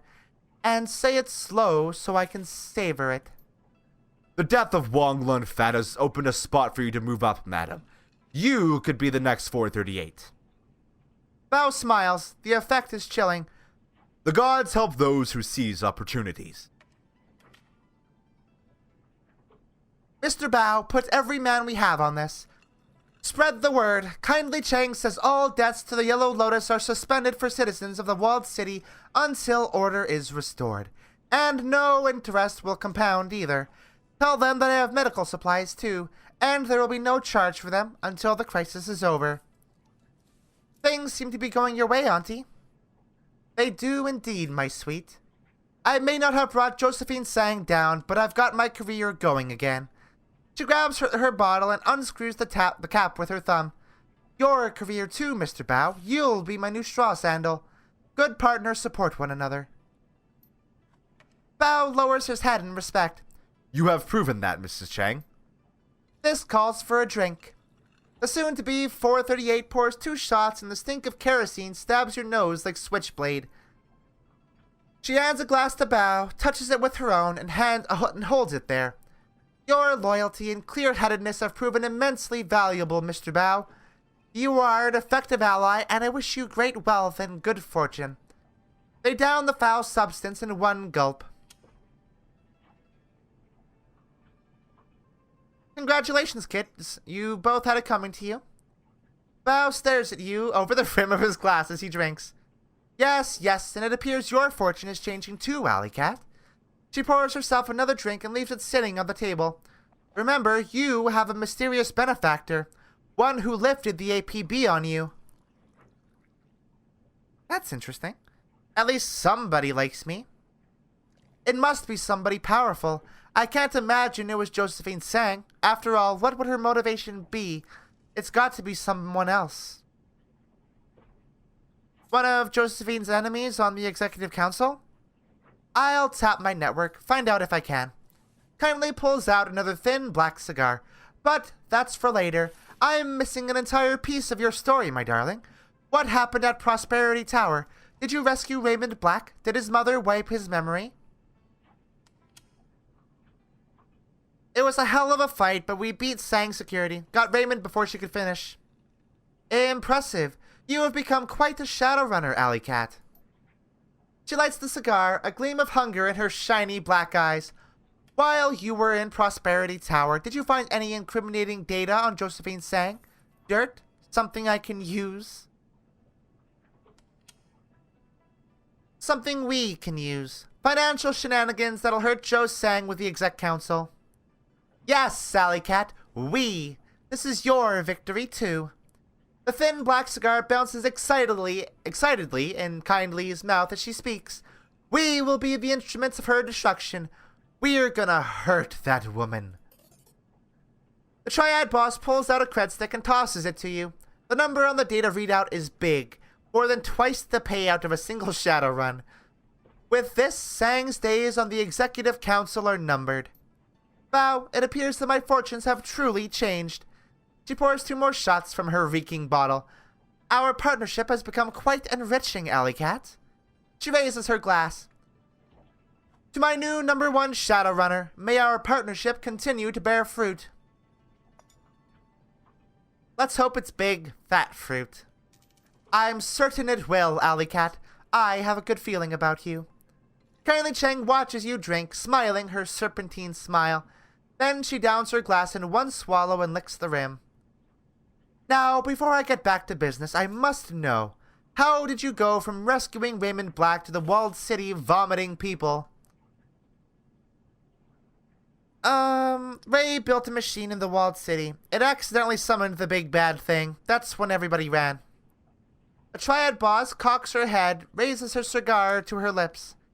If the demon summoning was accidental, what was his machine supposed to do in the first place? It created fortune. Your foster father created a magical fortune machine. The Triad boss cocks her head, raises her cigar to her lips. Please tell me that you have control of this device. Please tell me you brought it to me. Nope, sorry. That's a pity. I'm sure there are plenty of people who could benefit from it. Well, this business has certainly proved lucrative for me. Kindly Cheng studies the glowing tip of her black cigar. I'm in a prime position to be the next Yellow Lotus 438. I only lost 4 men, and I finally got something I can use against Josephine Sang. We can't all be so lucky. Raymond wasn't. Luck is when preparation meets opportunity. She lowers her eyes, her voice softening. It doesn't sound like your foster father was in a position to be lucky. But judging by the way you run the shadows, I'd say your luck is about to change. You've made quite a splash since arriving in Hong Kong, Alley Cat. Many shadow runs completed in a very short time. The reports from our clients are glowing, mostly. You can add closing the door on a demon goddess to the list. We made a difference. Perhaps for some. For a while. The Triad boss leans in, her voice conspiratorial. Listen to me, my sweet.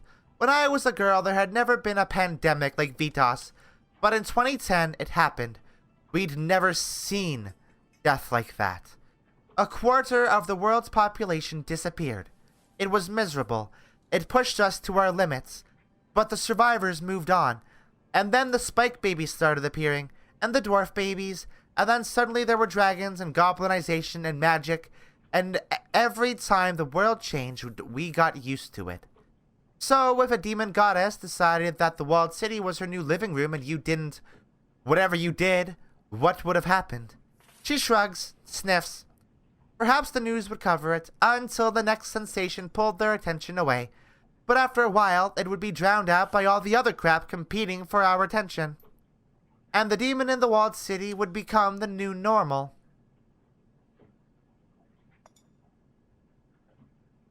Well, the new normal is that the walled city isn't under magical influence anymore. Congratulations. The poor can return to their misery with no interference from magical machines or big bad things because of you. Now, let me give you a piece of advice for the future, my sweet. Something Mr. Chang used to tell me. Respect ghosts and gods, but keep away from them. It sounds like you almost lost your ass in the walled city. I think you'd best listen to that. So there is a Mr. Chang. Kindly smiles mischievously. There have been many Mr. Changs, my darling. None have lasted long. She stubs out her cigar, screws the top back on her bottle. Now, get some sleep, Alley Cat. You look like shit. Tomorrow, we'll talk about the future. Last time you told me to go to bed, I woke up a Shadowrunner. What happens when I wake up tomorrow? We get to work, my darling. You heard Mr. Bao. She dips her finger into her empty glass, finds the last drop of liquor, and brings it to her mouth. The gods help those who seize opportunities. Kindly Chang turns away, dismissing you with a wave. Bao, what's the status on those medical supplies? I love Kindly Chang a lot. Like, she's obviously absolutely fucking despicable. But she's despicable in a very fun, way. In a way that, like, she's a total badass bitch. The scene on the bolt hole is quiet, save for the sounds of eating. The crew is crowded around Gobbet's electric hot plate. Her cast iron pot simmers on top, and they hold bowls of soup in their hands. You recognize the smell. Chicken-style soya broth, elbow macaroni, tinned ham, and a heaping scoop of egg-flavored mako protein. The mood is somber. I thought I said no team meetings without me. We made an executive decision. We were hungry. Figured we'd hang out a while. She looks over her bowl at Duncan. Besides, no one could sleep anyway. She means me. I'm too fucked up to sleep. Try not to think about Raymond. Wu takes an enormous gulp of soup, wipes his mouth with the back of his hand. They're just keeping me company, feeding me and pretending not to be tired, talking a bit. Yeah, I'm still jacked up. Bed can wait. Isabel fishes a chunk of something out of her soup with her fingers, flicks it to the floor. We've been debriefing a bit. Yeah, talking about all that's gone on, everything we've been through together. She shuffles her feet a bit. Sorry about Raymond, Seattle. You too, Duncan. He was trying to do good with that machine. You two need to remember that. Wu drops his head. His words come out slowly, as if they were being forcibly extracted. I can't believe he did that. Gave himself to that demon. I think he did what he came to do. I guess we did too, Bubuski. We came to help Raymond, and he got what he wanted. Isabel stares over her bowl at the wall of the trawler. Her voice is soft. Hard to believe we defeated a god. Demon god. Gobbet stirs her soup with her finger. From another plane of existence. Hard to believe that Josephine Sang is going to remain untarnished by this whole thing. The little Decker's face hardens. 20 years of misery, 20 years of suffering, for tens of thousands, hundreds maybe. That's the way it is, the way the world works. The powerful play their games, and the little people pay the price. She'll see justice someday. She has to. Wu stares into his soup, squinting in concentration. But one thing doesn't add up for me. Why was Josephine Sang so intent on shutting us down? Why wouldn't she be? You saw what she was responsible for. No, think about it. The HKPF snipers, the plastic-faced man. All of the resources that she poured into capturing Raymond and hunting us down. I mean, she's already covered her tracks with that illegal drug lab explosion, right? So why not just let Ray do his thing, then cover it up afterward? It doesn't add up. It had to be the Fortune engine itself. Yeah, I think you're right. From everything Raymond said, the key was supposed to be pooling, turning toxic, but I felt something in that room, a flow of positive ki that I didn't expect. Gobbet wrinkles her nose. She stares at the floor of the trawler for several seconds, apparently lost in thought. I think it was leaving the walled city. I bet that machine did something else. Something that Raymond Black didn't know about. Little Decker stirs her soup, pondering. What if it was a siphon? What if Josephine Sang was stealing the cast-off positive key from the walled city, leeching it for her own benefit? Wu nods at Isabel, runs with her train of thought. She sealed up the fortune engine, leached the good key for herself, and took Sang Mechanical Services from the minor company Ray's father built to the ballbuster it is today. His jaw tightens. That's how she got herself on the Executive Council of Hong Kong. Of course, this is all speculation. Can't prove any of it. But if Josephine was using positive key that the fortune engine was casting off, she isn't getting it anymore. Your foster father saw to that. Gobbet taps her spoon against the rim of her bowl. I wonder what'll happen to her. Guess we'll have to wait and see. Gobbet finishes her soup, lets out a little belch, and pats her stomach, satisfied. She tosses the bowl in the corner for madness and folly. So, Seattle, what now? Now bed. Good plan for everybody, but especially you, Bubusky. Wu winks at you. You look like shit. Why does everybody tell me that? Oh, that's so nice. I have 0 unread messages. Bummer. Catch up with everybody.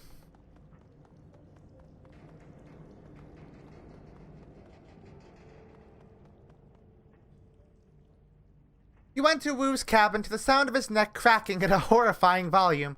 You catch his eye and he nods, then begins his standard stretching regimen. I wish there was a stuffer shack in this damn country. I need some Nerps or Bromo Fizz or something. He rubs his stomach and lets out a burp. That Gobbet stew is heinous. I actually kind of like it. The macaroni makes it feel like home. For you, maybe. But then, you're used to prison food, so maybe I shouldn't judge.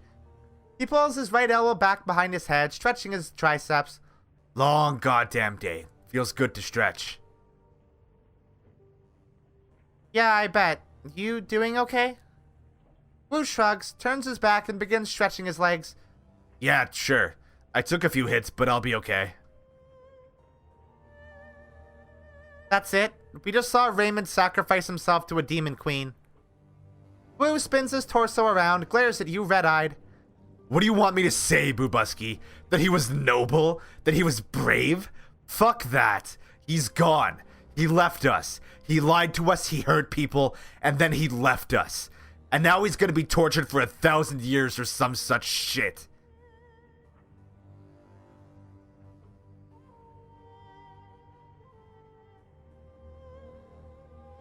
Oh, this is such a bad conversation. This is such a bad way to start this talk. I feel like you do. Betrayed, wronged. Well, then we have that in common. Wu grabs an ammo box with one hand and begins curling it like a dumbbell. I tell you what, I am not gonna be like him. I'm not gonna let this kind of thing eat away at me from the inside. What about you? What do you think about Raymond, his mom, the fortune engine, this whole messed up business? I think we're pretty damn good Shadowrunners. I prefer criminal mercenary operatives. Wu drops the ammo box on the floor with a crash. Time for bed, Miss Mielissa. I think we deserve a good night's sleep. Get out of here. I'll see you in the morning. Alright, that conversation sucked. Let's go talk to Isabel. We save Gobbet for last? We'll save Gobbet for last. Isabel looks up at you, a troubled expression on her face. If she's found any peace from your victory in the walled city, she isn't showing it. We did it, I guess. I got to take a scenic tour through hell to a childhood home that I've done my best to forget. Then we fought off a monster that I've spent my entire life pretending not to believe in. She squeezes her eyes shut. Somehow, it's hard to get excited about that. We won, that's a good thing. But in the end, it's just a drop in the bucket. monumental evils like the one that Josephine Sang perpetrated go unpunished. The most that people like us can do is to clean up the mess, knowing that there'll be another, bigger mess waiting for us tomorrow. But we did clean up the mess. That's important, Isabel. It wasn't enough. We could have done more. We should have done more. She waves you off. Just leave me alone, Alley Cat. I'm not in the mood to celebrate. All that I want to do is sleep. What could we have done, Isabel? Like, what? Like, I get it. I get it. But, like, what the fuck? What else could we have done? Ractor eyes you impassively. He wears an easy smile, but his eyes are as cold and unfeeling as Koshei's censors. Well, my friend, quite an evening. We fought and treated with an extra-dimensional being, prevented her from nesting in the walled city, and shut down a machine that was twisting fate itself. A rather impressive list of accomplishments, wouldn't you say? Are you kidding? Please, this was just an average Friday night for me. His teeth gleam white. Yes, my friend, of course it was. So, our struggle in the walled city is over. Guess that means that you can focus on other things, huh? Yes, my friend, the future. But our errand in the walled city was quite enlightening, and I'm pleased that I was part of it. For myself, I think that I will stay in Hyoi for a time. This place is perfect for my needs. I can easily acquire any materials that I might need, and with your help I have acquired a certain level of proficiency at evading the police. This will be the testbed for the future of our species, the birthplace of a new form of life, and I will help usher it into the world. You know how that sounds, right? And you know what I am, what I can do. His smile widens. You will be here beside me when the time comes, yes?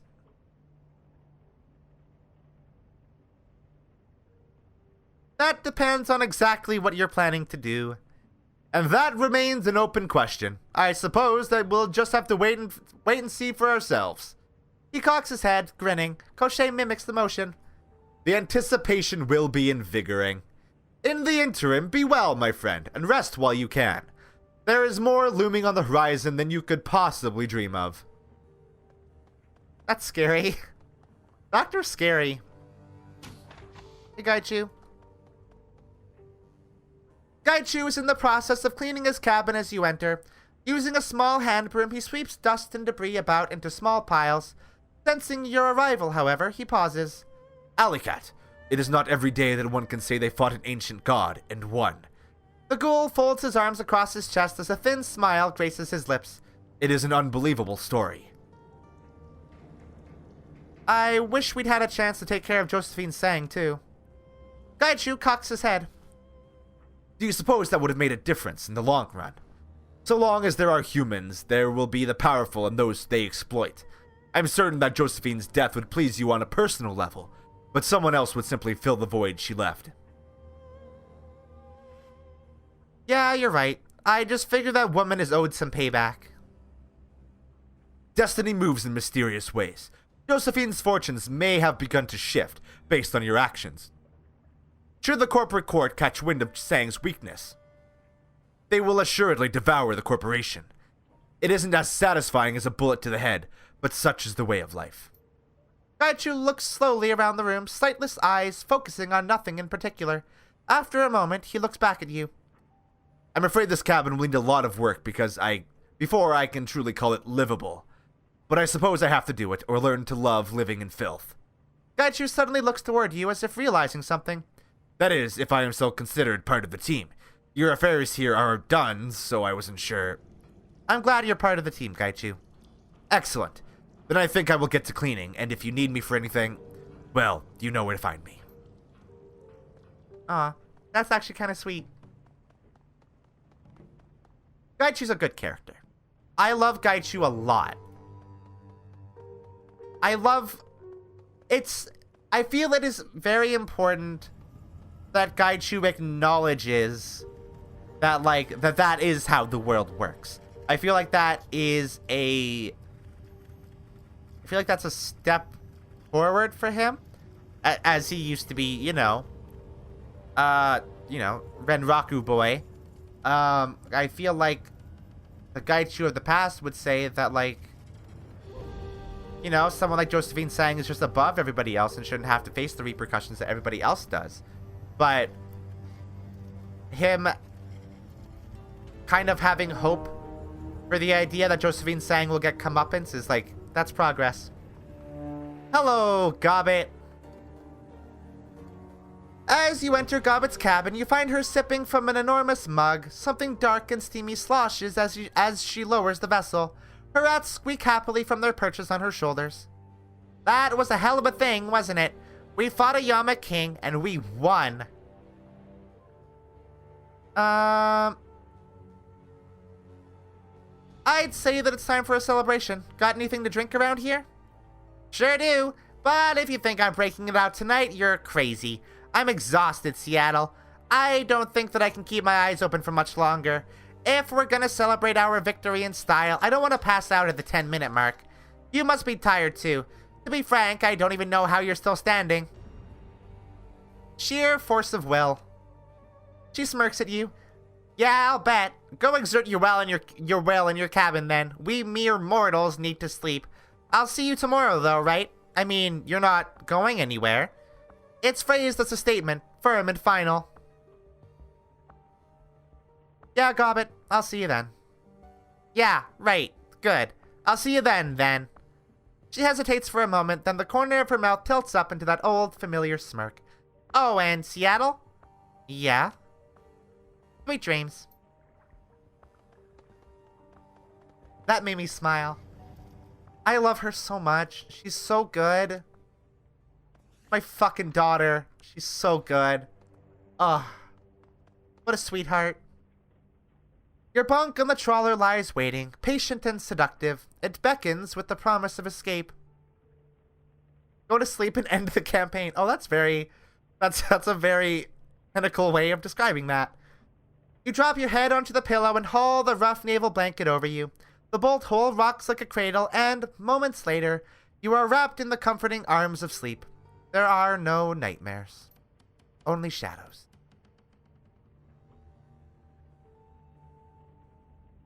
What a good game. I need to read this. I forgot this was a thing. The story of the Walled City riots circulates local news networks for nearly a week. Few outside of Hong Kong hear about the incident, and of those that do, even fewer care. By the end of the month, the city is back to business as usual. In Hioi, the flow of refugees eventually slows to a trickle.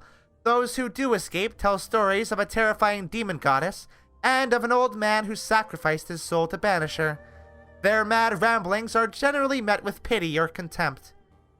After the incident in the Walled City, the unbroken lucky streak that propelled Sang Mechanical Services into the limelight comes to an abrupt end. Evidence of Josephine Sang's culpability in the Walled City riots, as delivered by a reliable source, is aired on the Horizon News Network, and the corporation's stock prices go into a free fall.